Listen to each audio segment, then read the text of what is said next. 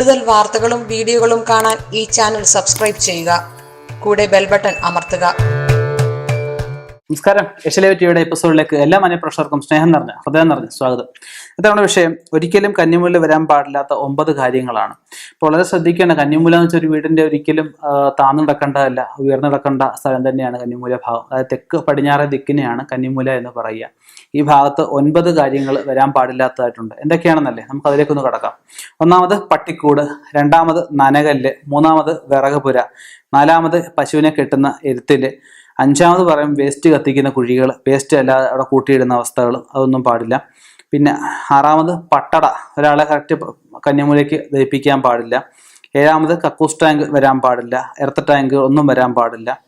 എട്ടാമത് വരുന്ന കാർപോർച്ച് വരാൻ പാടില്ല. ഒമ്പതാമത് കോഴിക്കൂട്, പന്നിക്കൂട്, അങ്ങനെയുള്ള യാതൊരുവിധ ജീവികളെ വളർത്തുന്ന കൂടും വരാൻ പാടില്ല. ഇങ്ങനെയൊക്കെ ഒന്ന് കഴിയുമ്പോഴത്തേക്കും വളരെ ദോഷമായിട്ടാണ് പറയപ്പെടുന്നത്.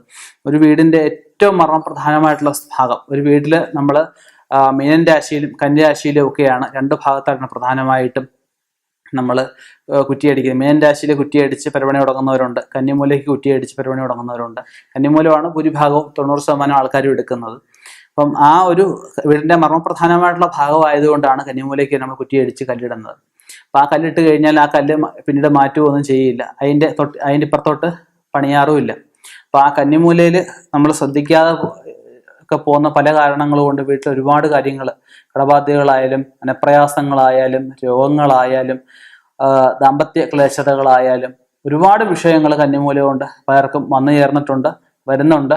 ആ കന്നിമൂല എന്ത് കാര്യങ്ങൾ ചെയ്യുമ്പോഴും ശ്രദ്ധിക്കുക. ഞാൻ ഈ പറഞ്ഞ കാര്യങ്ങൾ ഒരു കാരണവശാലും അറിയാതെ പോലും ചെയ്യാൻ പാടില്ലാത്തതാണ്.